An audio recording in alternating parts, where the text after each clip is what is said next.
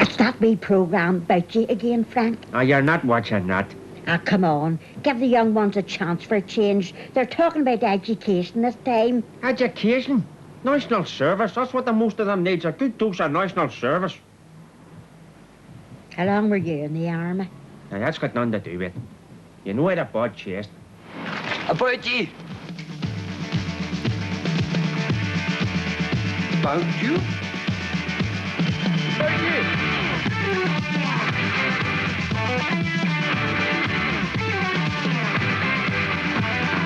About you. About you. About you. About you. About you. About you.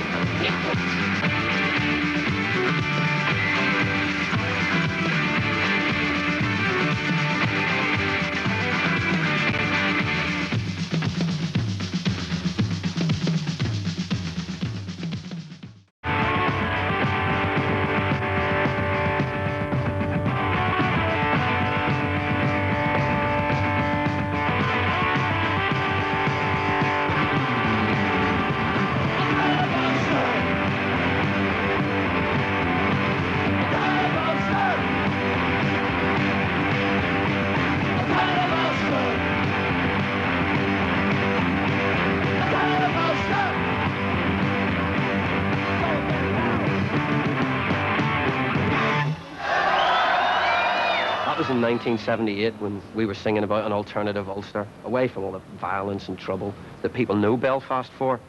But we weren't the beginning of the music scene here, far from it. Back in the 60s, the likes of Van Morrison, Henry McCulloch and Rory Gallagher all played here at the Maritime Club. It's a post office youth club now, and the closest you'll get to Van Morrison is if they have a disco without a bar. So what was it like playing here, Mervyn? Well, Jake, you're only a twinkle in your dad's eye at the time it was really happening here. Like, I mean, this was the hub of the industry in Ulster. You know, Maritime wasn't the only gig that was happening in Belfast then. I mean, it was really happening, it was there, you know. By the end of the 1960s, the Troubles had put an end to the music scene. There was nowhere to go and the bands had nowhere to play. However, by the end of the 70s, punk rock in the form of people like the Sex Pistols and the Clash was shaking the record industry. It was at this time that Terry Hooley spied Rudy, and he realised that Belfast bands had a potential that could be exported to a national market. Jake, I hadn't been out of the house for about 10 years. Hey, there was a few cabaret things going on, a few discos, but I mean, the rock scene was dead because of the Troubles. All the places that I used to go to closed down, but there was one venue that was still keeping going on, and that was the Pound, and I went down and I seen Rudy there one night, and it just absolutely knocked me out. To me, it was like reliving my youth, and I really enjoyed that. I went up to the band at the end and said, hey, do you fancy making a record?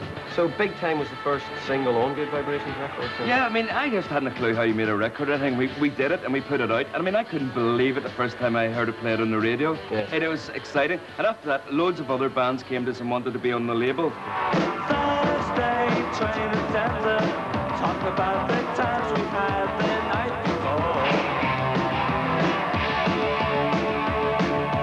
Sitting in the canteen, Dave and I talked about the no resistance.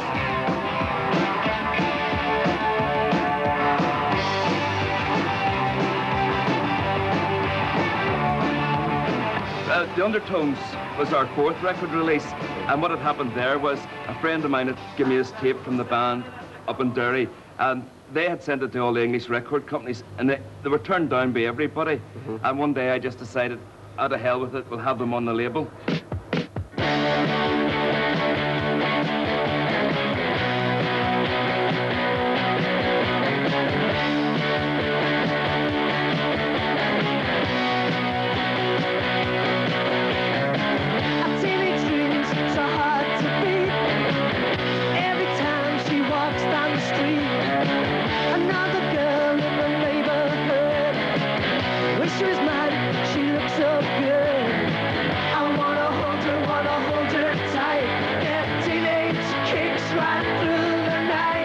We made Teenage Kicks for £108, and it's a classic. John Peel said it's his all-time favourite record. I wanna hold her tight, get teenage kicks right through the night.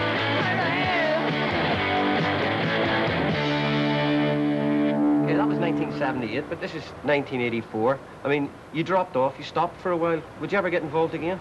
Of course I would. I mean, what we need in Northern Ireland at the moment is the energy and the excitement of the Harp Bar days. If we ever got that back again, I'd be up there like a shot. The Harp Bar. I played there lots of times. Today it's a strip club, but then it was the home of Belfast punk, with bands like Rudy and the Outcasts. People usually say with a Northern Ireland band there is a difference, because there seems to be a bit more aggression in the music. Like Northern Ireland, you know, kids here sort of need that sort of more aggression in music more. It gives them a chance to work out their aggressions in songs, music things, rather than out in the streets. Like punk rock in Belfast has done an awful lot to bring the two communities together, things like that, you know. So I think that aggression in the music sort of brings the two communities together. Like it's something which everybody knows about here. I think it could be something to do with that. There's a bit more desperation in everything, you know. Greg, you said all those things 5 years ago. Do you still feel that way now? Well, I did then. Like this was the Harp Bar. This was my home. If I was to say, if I wasn't playing here, I was down bottling off other bands, including yous. Yes, I remember. Yes, I remember it well. You used to get a hell of a lot of abuse here, didn't you, Jake? Quite a bit, yes. But for us, like this was our place. It was our crowd here, and this was the be-all and end-all for me musically. Yeah. You know, we made a conscious decision not to go to England. We were happy enough being the biggest band in the harp in Belfast, Northern Ireland. Did you sort of regret that then, do you? Well, I don't know. Like the Outcasts are still playing now. Yeah. Many of those bands aren't playing. Oh, that's true. You know. Us, for example. Yeah, which is a great pleasure to me.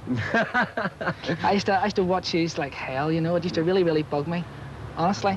Like it was always stiff little fingers, stiff little fingers, stiff little fingers. Even when the Outcasts got reviewed, yeah, stiff little fingers, name it, it'd be there. Yeah. But now, like, we're still here. True. That means a hell of a lot to me. We're still making records and we're still playing. Like how many bands that went to England and got their contracts are. Most of them come back home to Belfast with their tails between their legs. Sure. Like we are still the most successful band in Belfast and the best known. And I'm the most attractive vocalist of all the Belfast bands.